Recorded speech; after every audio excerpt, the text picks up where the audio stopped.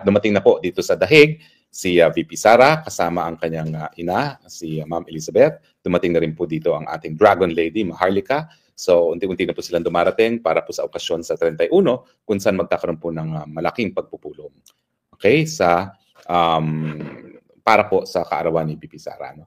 So anyway, unti-unti pong pumapasok ang ating mga kababayan. Ang pag-usapan po natin ay yung pangyayari na si dating Congressman Arnie Tevez, di umano, ay nahuli na sa Timor-Leste at papunta ng Pilipinas kung saan siya ay dadalhin dahil siya daw po ay na-deport as an undocumented alien dahil wala siyang passport at wala rin siyang visa galing sa mga otoridad ng Timor-Leste. Ang tanong, ako na ba ho ang susunod? Well, ang kasagutan dyan, subukan nila. Pero kasi kung maintindihan nyo yung pagkakaiba ng kaso ko at saka kaso ni Congressman Tevez, makikita nyo na mahihirapan talaga sila na ako'y pauwiin. Ano ibig sabihin ko? Una-una po, ang kaso namin, ang kaso po ni Congressman Tevez, multiple murder. Ang kaso ko ay qualified trafficking. Pangalawa, ganong kalakas ang kaso laban kay Congressman Tevez? Well, ang sinasabi ng abogado ni Congressman Tevez, mahina ang kaso kasi nasampahan lang siya ng kaso sang-ayon sa mga confession na ginawa ng ilang mga nasasakdal na bumaliktad na. So, hindi na po pwedeng gamiting ebidensya lamang yung mga confession ng mga tao na sumapi di umano sa pagpatay kay Governor Digamo. No? Dahil yun nga po, no, tainted na yung credibility. Pagdating sa akin, wala pong kahit sinong nagte-testify o magte-testigo na ako po'y nag-recruit. At wala pong kahit sinong testigo na tumatayo para sabihin na ako po'y nakipagkuntsabahan o nakipagconspiracy doon sa mga nag-recruit, doon sa mga biktima ng trafficking. So malaking pagkakaiba po, may testigo sa kaso ni Tevez na bumaliktad. Sa akin, wala po kahit sinong testigo. Period. Pangalawa po, syempre, parehong non-bailable. Yung isa is multiple murder. Ako po is human trafficking na qualified, kaya naging non-bailable.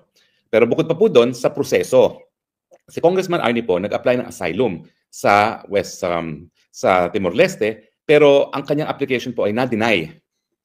Na-deny na po yung kanyang asylum application. Ako naman po, nakabinbin ang aking application for asylum.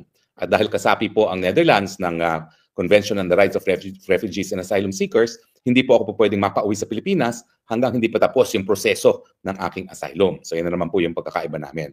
Pero si Congressman Tevez, maski siya ay na-deny ng asylum, nakakuha siya ng court decision laban sa kanyang extradition sa Pilipinas dahil dito sa Pilipinas, siya ay magiging biktima ng cruel and degrading punishment. No? Dahil pinapakita niya na lahat ng mga testigo ay bumabaliktad lang naman. No? At ang sa akin naman, walang extradition case sa akin dahil unang-una, meron pa po akong pasaporte. So antayin ko na makancel yan at sila ay hihingi ng request to deport as an undocumented alien.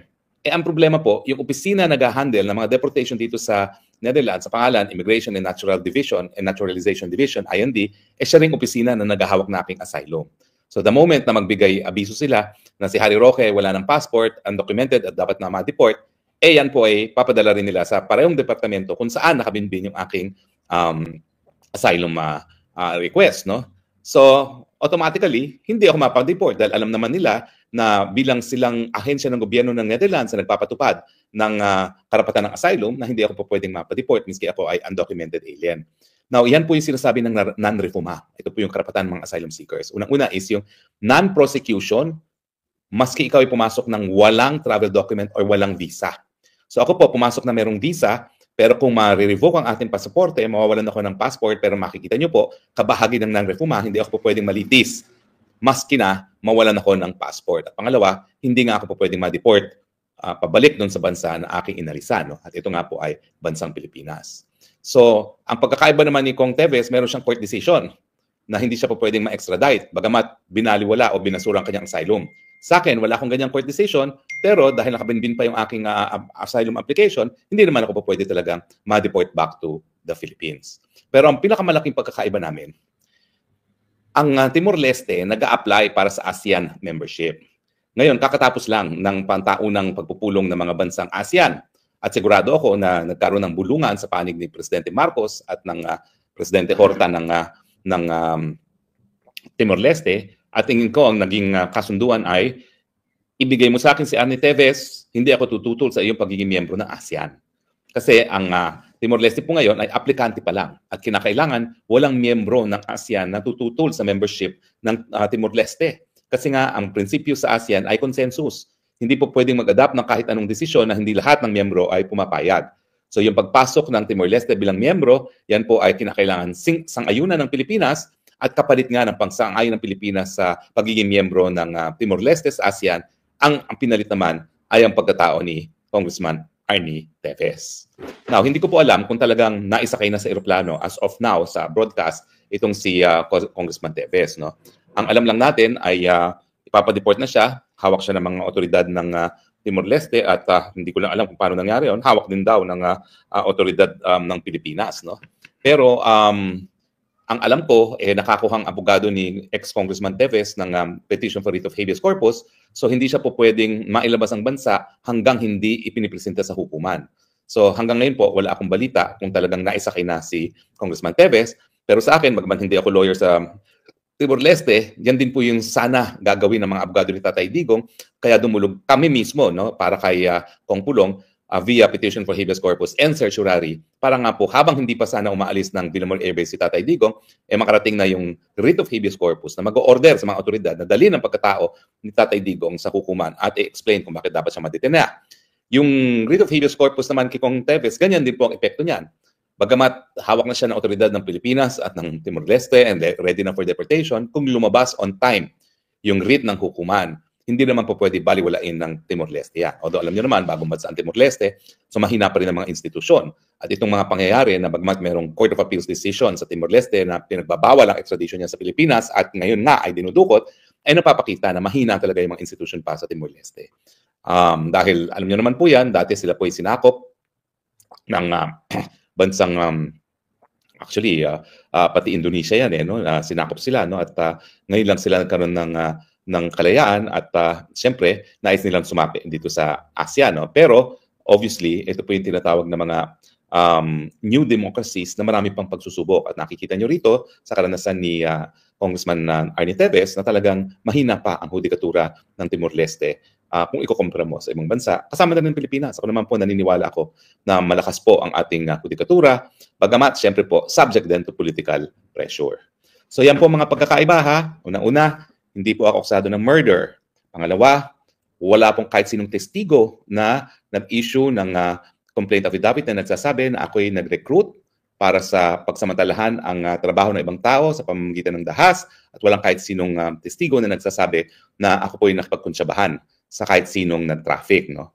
Pangatlo, ako po ay pending asylum seeker, yung kay Congressman Teves na deny na pong asylum niya bagamat merong court ruling laban sa kanyang extradition. Pang-apat, hindi ako pwedeng gawing bargaining chip para makapasok sa ASEAN ang bansa kung nasaan naroon ngayon si Congressman Teves at dahil po dyan, walang dahilan para isuko ako ng bansang Netherlands. No? Now, marami rin po akong proteksyon dito. Hindi lang po proteksyon ng saligang batas ng Netherlands, kundi proteksyon na rin ng European Convention on Human Rights. Kasi hindi lang naman po applicable yung European Convention on Human Rights sa mga Europeans. Kasama po yan, if equally applicable po yan sa lahat ng mga tao na naninirahan ngayon sa Europa, whether or not they are Europeans. So, protektado po ako ng karapatang pantao sang-ayon po sa Universal Convention on ICCPR, International Covenant on Civil and Political Rights.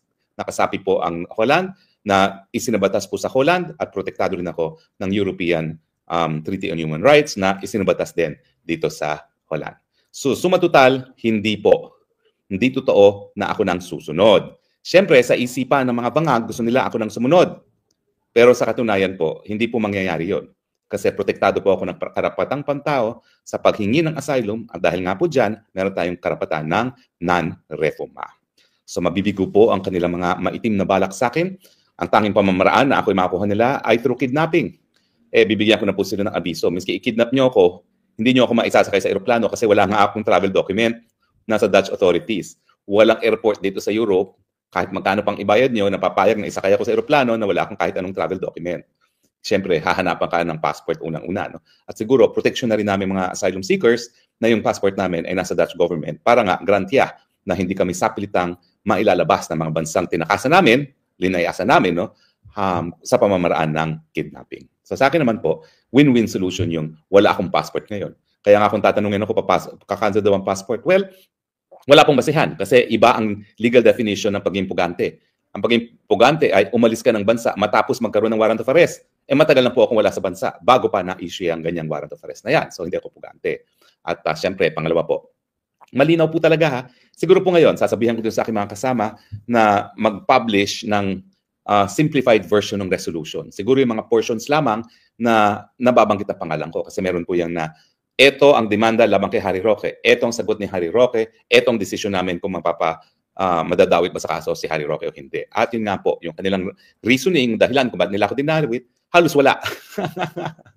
Ang sabi lang is, malinaw sa mga nasa laysay sa taas, sa mga naunang mga pahina na dapat madawit si Harry Roque. Pero wala pong diskusyon kung bakit kahit anong akto ay nagpapatunay either ng trafficking or ng conspiracy. Kasi ang rule nga po, kinakailangan mapatunayan, hindi lang yung krimen, kundi mapatunayan din yung elemento ng conspiracy. Okay?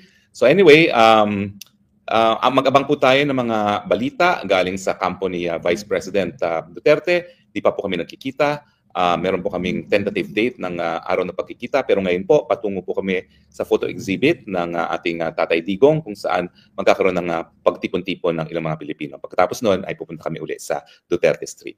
Hindi pa po ako sigurado kung sinong dadalaw bukas. Ang nabalitaan ko sa balita lang naman na ang araw ng dalaw ni VP Sara ay 1 and 2, no?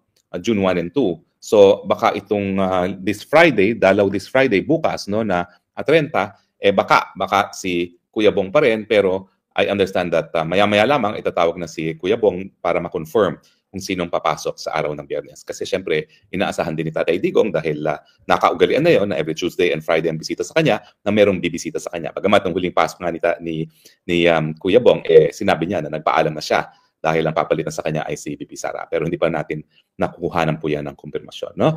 Anyway, nagpapahinga po siguro sila ngayon dahil kakarating lang nila at kasama niyang mami niya. Talagang the last time na kasama niyang mami niya, talagang full-time niyang inattendan yung mga pangangailangan ng kanyang mami. No? So, of course, that is very well understood.